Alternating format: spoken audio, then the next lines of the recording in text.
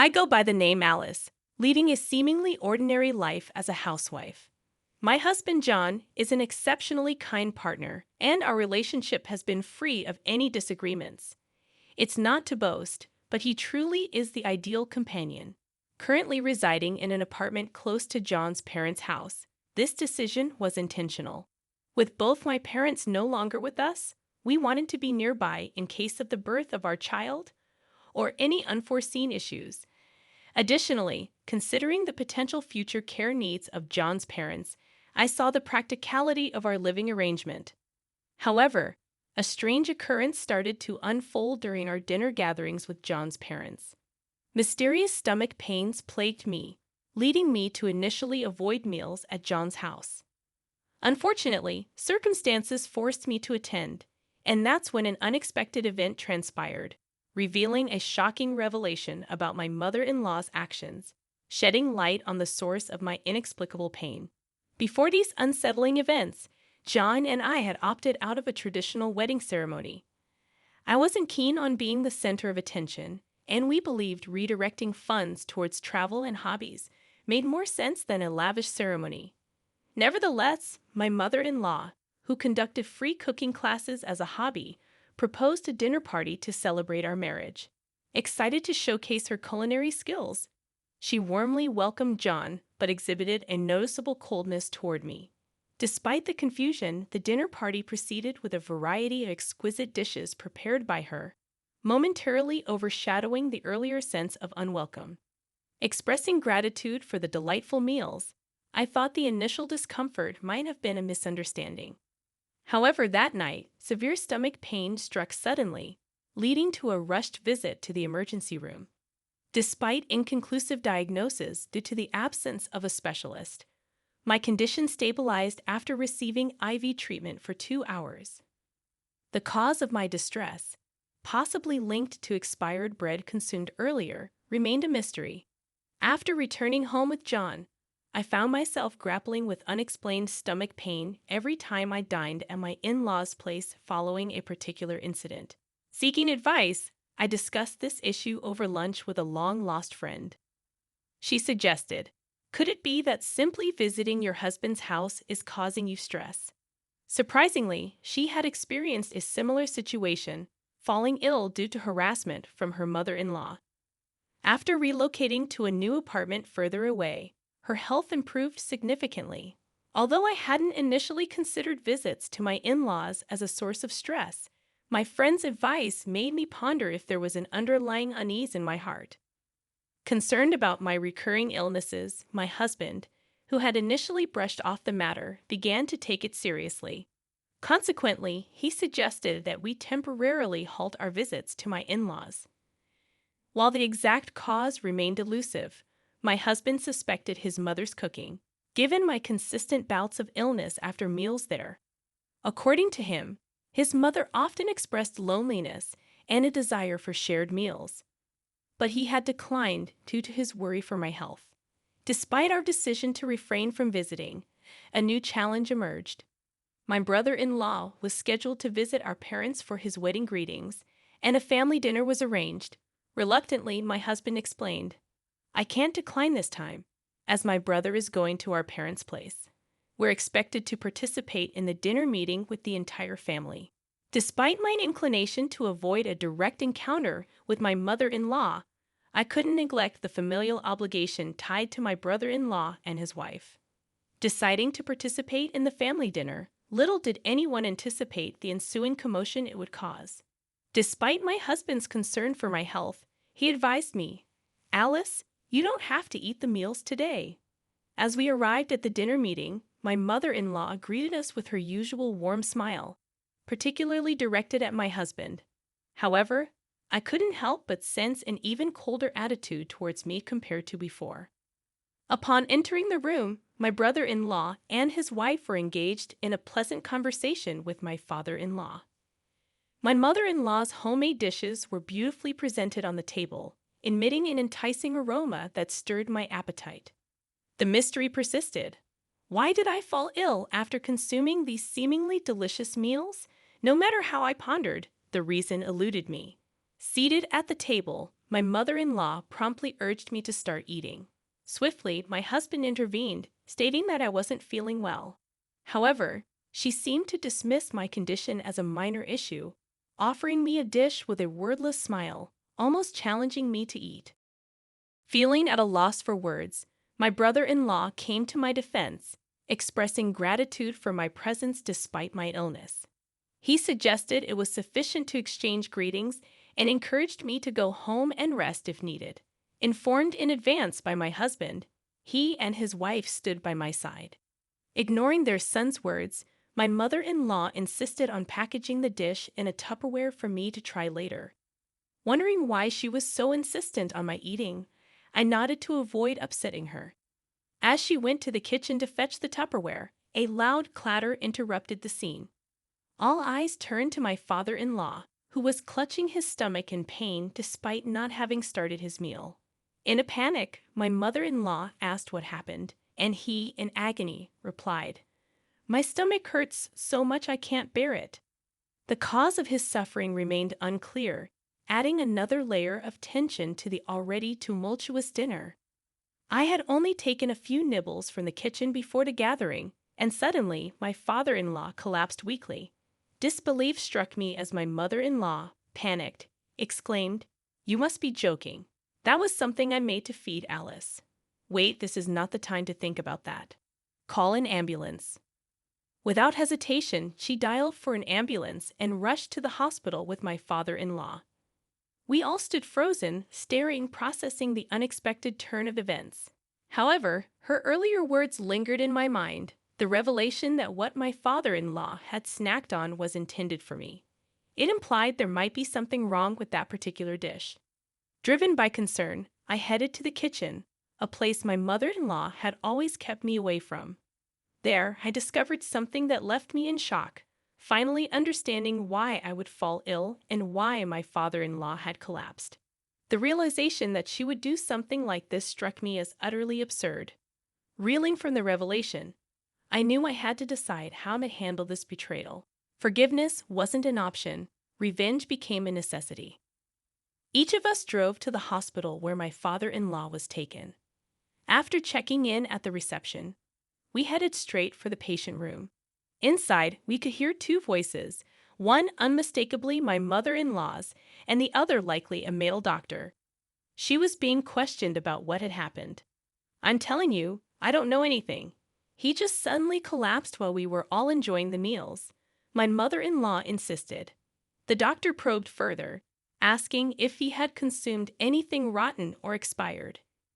Evading the questions, my mother-in-law continued to deny any knowledge. Summoning courage, I took a deep breath and knocked on the hospital room door. Flustered, my mother-in-law greeted us. "Oh, Alice and John, you're here too. Your father is okay. Please go home and enjoy dinner with the four of you." However, her somewhat flustered manner and attempt to close the door heightened my suspicions. I seized the moment and asserted, "No, I'd like to talk to you for a bit." Behind me, my husband silently projected his presence, while my brother-in-law and his wife sent sharp, cold glances. Faced with this collective insistence, my mother-in-law couldn't refuse and reluctantly said, "Okay." Allowing us into the room, my father-in-law's facial color appeared to be returning, showing signs of stability. However, the exact cause remained undetermined. Though he was still conscious when brought to the hospital, he had been frequently using the bathroom. The doctor explained that he eventually lost consciousness due to dehydration. Attempting to offer an excuse, my mother-in-law forced a smile, saying, "Well, your father is getting old, and he drinks beer every day." Her attempt at justification seemed feeble, and realizing that neither the doctor nor we were convinced, she fell silent, closing her mouth. I looked at my mother-in-law with a stern gaze, took evidence out of my bag, and presented it to her. As she observed the contents, her eyes widened, and she broke into a cold sweat, visibly confused. "Mother-in-law, isn't this a laxative? I found some powdered laxatives in the kitchen. What's this about?" I inquired calmly, but she remained silent. The doctor, examining the laxatives, seemed to understand. Oh, that would make sense if he had diarrhea without being food poisoned.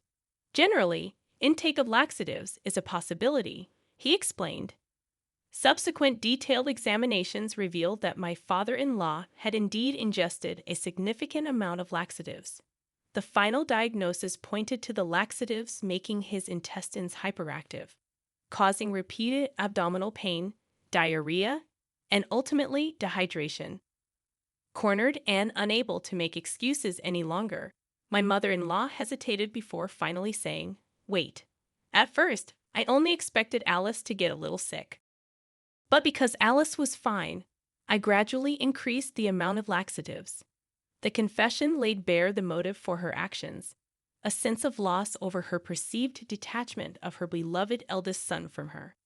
Starting with a small amount of laxatives out of spite, she admitted to progressively escalating the dosage, ultimately reaching a point where it caused a person to collapse. My surprise was impossible to conceal as I confronted my mother-in-law, stating, "What you've done is just crazy. You may not know this, but I've been to the hospital multiple times for IVs due to unexplained symptoms. Despite this, I can't understand why you would attempt to mix in such a huge amount of laxatives." Unable to find room for argument after having her mistake pointed out, my mother-in-law hung her head in frustration. A series of criticisms followed from her sons.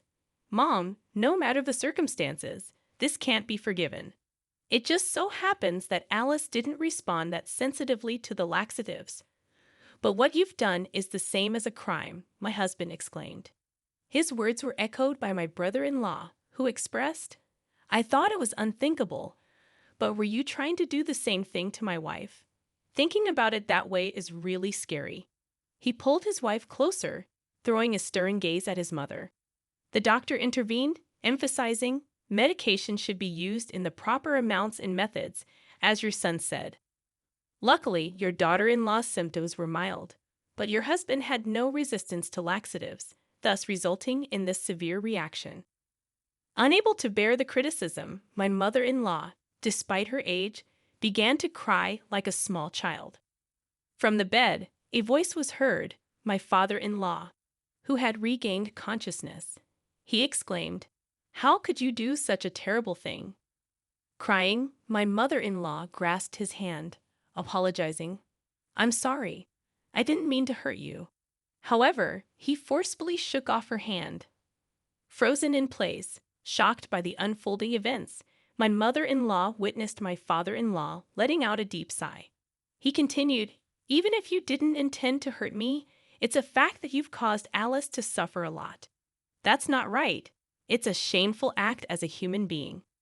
In response to his words, my mother-in-law begged for forgiveness, clinging to him. She turned to me, apologizing for her actions and pledging never to repeat such behavior. Seeking my forgiveness, she expressed hope that my husband and the boys would also be convinced. Witnessing this emotional scene, I found myself torn between the desire for retribution and the possibility of forgiveness. I cynically thought it must be a performance, and she wasn't genuinely remorseful about what she had done to me, so I smirked. "Ah, what are you talking about? I'm not even considering forgiving you now after all I've been through," I asserted. In solidarity, my husband stood beside me and added, "Mother, stay away from Alice. I can no longer think of someone who hurt my beloved wife as family." The declaration stunned my mother-in-law, causing her to collapse to her knees, rejected as family by her own son. Observing the scene, my brother-in-law nodded and stated firmly, "I can't imagine living with someone who could potentially harm my wife. I have no intention of you being my family anymore." His words echoed a unanimous sentiment against her. As my mother-in-law continued to beg for forgiveness, broken down in tears, no one uttered a word. Everyone simply looked down at her, realizing that her selfish jealousy had caused this situation. Desperate for support, she turned to my father-in-law, seemingly forgetting he had already rejected her. Sobbing, she implored, "What about you? You won't abandon me, your wife, will you?" However, my father-in-law retorted, "What of it? I can't stay with someone who commits such inhumane acts anymore. I want a divorce." Crushed by his words, My mother-in-law was left devastated. Agreeing with my husband's suggestion to let my father-in-law rest, we bid farewell to him and exited the hospital room. While waiting for my husband to retrieve the car at the entrance, my mother-in-law, panting, suddenly ran towards us. "Begging you, Alice, please forgive me," she pleaded. Looking at her tear-streaked and snotty face, I responded, "I have no reason to risk my life to be with you, mother-in-law. If I forgive you now, I don't think it will truly be for your benefit." I responded coldly to my mother-in-law, and just as I finished speaking, my husband arrived in the car. We got in, and through the window, I told my mother-in-law, "This is goodbye. We will likely never meet again. Take care." Her response to my cold words was silence. She watched us leave, her hand brushing against her sleeve, murmuring something as if in prayer while looking up at the sky. True to my father-in-law's declaration, he divorced and moved out. In the aftermath, my husband and brother-in-law severed ties with their mother. Previously, my father-in-law had been the leaseholder and paid the rent for the apartment. However, since he left after the divorce, I had to start paying the rent myself. My mother-in-law, having been a housewife all her life, struggled to figure out how to earn a living. Despite trying to make ends meet with the money she received from the property division in the divorce, it quickly ran out. Attempts to charge for her cooking classes and outreach for various work opportunities failed, with the news of the incident spreading and leaving her with no students. Consequently, she couldn't pay the rent, was evicted from her home, and only then did she grasp the harshness of reality. Now homeless, my mother-in-law began looking for work, facing the difficulties of life without a place to live. This, as people say, is karma. Shortly after being released from my unexplained illness, I found out that I was pregnant. My husband and father-in-law, despite the divorce, remained in contact. Upon hearing about my pregnancy, my father-in-law was overjoyed, even more so than we were. He had already prepared a stroller and car seat for us, a gesture that truly felt like a blessing. Discovering a playful side to my previously silent father-in-law, I am filled with joy as a family member.